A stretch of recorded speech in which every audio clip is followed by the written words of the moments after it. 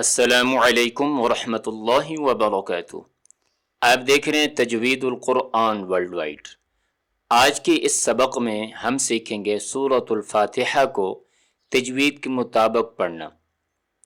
سورۃ الفاتحہ ایک ایسی سورہ ہے جو کہ ہم بحیثیت مسلمان قرآن پاک میں سے سب سے زیادہ پڑھتے ہیں۔ ہر نماز کے اندر اور ہر رکعت کے اندر اس سورۃ الفاتحہ کو ہم پڑھتے ہیں، تو اس کا صحیح درست سیکھنا اور اس کو صحیح پڑھنا یہ بہت ہی ضروری ہے۔ جس کو سورۃ الفاتحہ کا پڑھنا صحیح آ جاتا ہے وہ قرآن پاک کو بھی بآسانی صحیح درست پڑھ سکتا ہے۔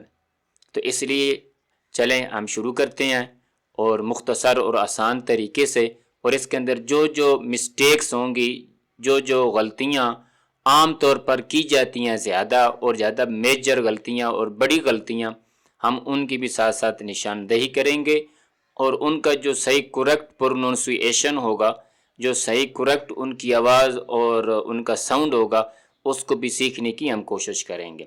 تو آئیں شروع کرتے ہیں۔ سب سے پہلے تو اس کا نام ہے سورۃ الفاتحہ۔ اس میں یہ دیکھیں یہ ہا ہے، ہا، سورۃ الفاتحہ، اور پورا ہم اگر اس کا نام لیں تو ہم کہتے ہوتے ہیں سورۃ الفاتحہ مکیہ۔ تو آگے چلیں، آگے ہے بسم اللہ الرحمن الرحیم۔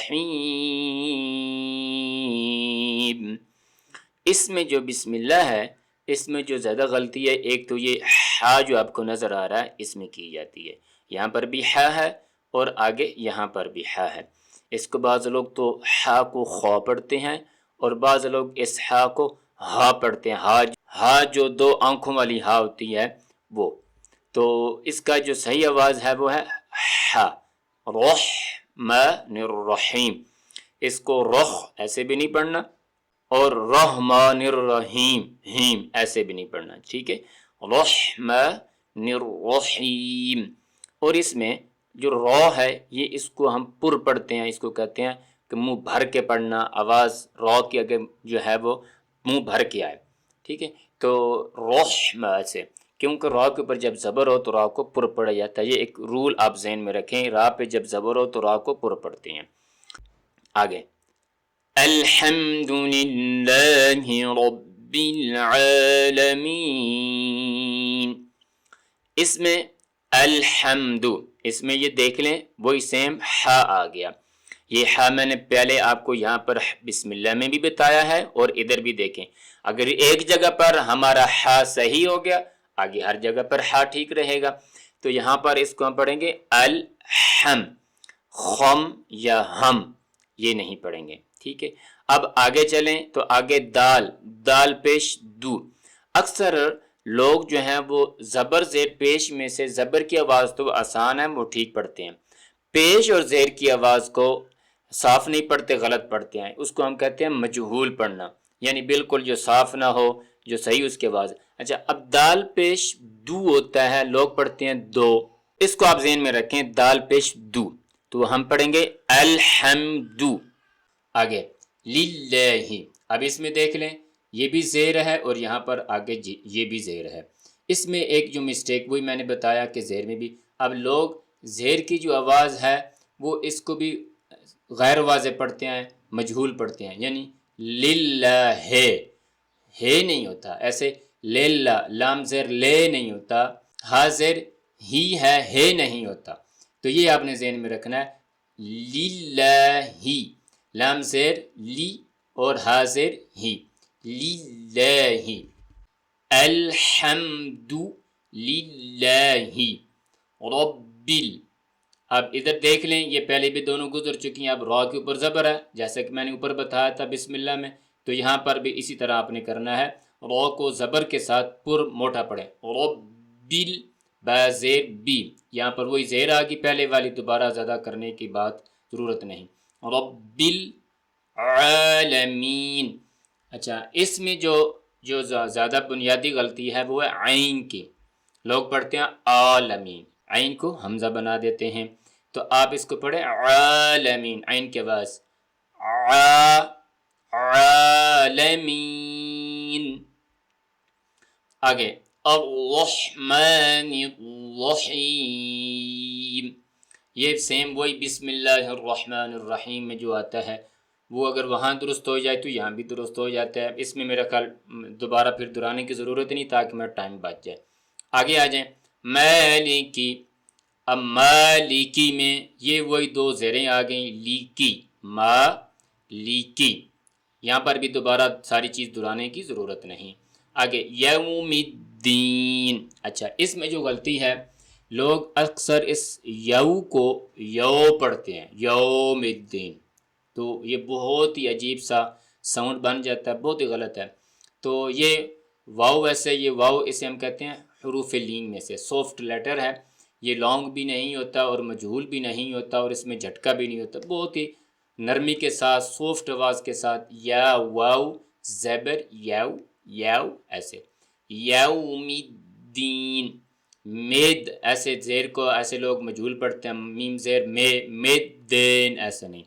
یوم الدین مالک یوم الدین. آگے چلیں. آگے جو آیت ہے ایاک، اس میں بھی یہ اس یا کے اوپر جو شد ہے اس میں بھی مسٹیک دیکھنے میں آتی ہے کہ لوگ اس میں اس کو صحیح پیچھے یہ جو حمزہ کھڑا ہے اس کے ساتھ صحیح ملاتے نہیں ہیں اچھی طرح سختی کے ساتھ. تو یہ سختی کے ساتھ ملانا ہے کیونکہ اس کے اوپر یہ شد ہے اور شد والا جو حرف ہوتا ہے وہ ہمیشہ پہلے حرف کے ساتھ اچھی طرح سختی کے ساتھ روک کر ملا کر پڑھتے ہیں. ایاک نعبد. اس میں بھی ایک تو یہ عین ہے، جیسے میں نے پہلے بتا دیا اوپر کہ عین کی آواز صحیح آنی چاہیے عین. اس میں بھی لوگ نعبد عین کی آواز کو نعبد یعنی حمزہ پڑھتے ہیں. تو یہ سمجھ لیں نعبد. آگے دونوں کے اوپر پیش ہے، پیش کے بارے میں پہلے بتا دیا میں نے کہ ان کی آواز پیش کی کیسے ہوتی ہے. تو با پیش بو، بو نہیں پڑھنا، ایسے دال پیش دو، اس کو دو نہیں پڑھنا، بودو بودو. نعبد ایاک نعبد و ایاک نستعین. اس میں صرف یہ عین ہے جو دوبارہ آ رہی ہے. یہ دیکھ لیں آپ بار بار وہی سیم جو لیٹرز ہیں جو حروف ہیں آ رہے ہیں آگے. تو ہم آگے اس طرح کرتے جائیں گے، آگے چلتے جائیں گے، پڑھتے جائیں گے تو انشاءاللہ تعالی ایک ہی سورہ کے اندر ہماری مکمل جو تجوید ہے وہ درست ہو سکتی ہے. تو آپ اس کو سمجھتے جائیں اور پڑھتے جائیں اور اس کو یاد کرنے کے بعد آپ بار بار جب بھی نماز میں پڑھیں یہ چلتی پھرتی یعنی مطلب آپ کی تجوید درست ہو سکتی ہے. آپ ایک ہلکے سے ٹائم کے اندر 5-7 منٹ ٹائم نکال کے ایک دفعہ ایک سورہ کو اس کو سمجھ لیں، بار بار سنیں، بار بار اس کے ساتھ مشق کریں اور نماز کے اندر بس آپ پڑھنے کی اس طرح صحیح پڑھنے کی کوشش کرتے رہیں تو انشاءاللہ چند دنوں کے اندر ہی آپ کے اندر بہت زیادہ بہتری آ جائے گی. اب آگے آئے تھا اہدینا الصراط. اچھا اس میں بھی یہ دیکھ لیں وہی زیر کی آواز جیسے کہ بتا دیا دے ایسے نہیں پڑھنا، زیر ہے تو دی، ہا کی آواز کی بھی صحیح سمجھ کے پڑھیں دی نصراط. اب آگے یہ جو لفظ ہے صراط اس میں یہ تو آپ دیکھ لیں ایک تو گرین لیٹر جو ہوتے ہیں وہ پر پڑے جاتے ہیں موٹے، یہ ایک الگ بات ہے، لیکن اس میں سے یہ جو دو لیٹر ہیں صاد اور طو، اس میں یہ جو صاد ہے یہ وہ حرف ہے جو ہمیشہ پر ہوتا ہے چاہے زبر زیر پیش اس کے اوپر کوئی حرکت بھی آ جائے. اس طرح طو یہ بھی ہمیشہ پر ہوتا ہے چاہے جو بھی زبر اس کے اوپر یا حرکت کوئی بھی آ جائے زبر زیر پیش میں سے. اب را جو ہے یہ بعض بریک بھی ہوتا ہے پر بھی ہوتا ہے، لیکن زبر ہو تو یہ را پر ہوتی ہے اور پیش ہو تو پھر بھی را پر ہوتی ہے. ایک سمپل سا ایک رول ذہن میں آپ یہ بھی رکھیں. تو اب اس کو ہم پر کر کے پڑھیں گے سوئی، اس کو بریک نہیں پڑھنا، سین کی طرح اس کو نہیں پڑھنا، یہ سین بن جاتا ہے، سی را نہیں پڑھنا، سوئی سوئی ایسے رو فول. اب اس کو تل جیسے چھوٹا تا جو دو نقطوں والا ہوتا ہے اس طرح نہیں پڑھنا، اگر وہ پڑھیں گے تو یہ غلط ہو جائے گا. ایک حرف کی جگہ پر دوسرا حرف پڑھنا یہ بہت بڑی غلطی ہوتی ہے قرآن پاک کے اندر، اس لیے فو اس کو پڑھیں فول. تو کیا پڑھیں گے ہم اہدینا الصراط المستقیم. اس میں جو ایک مین ہے وہ آ گیا قوف، باقی جو ساؤنڈ ہوتا ہے وہ تقریباً آسان بھی ہے اور صحیح ہوتا ہے. اس میں قوف یہ بھی وہ حرف ہے جو کہ ہمیشہ پر ہوتا ہے چاہے زبر زیر پیش میں سے کوئی حرکت بھی آ جائے.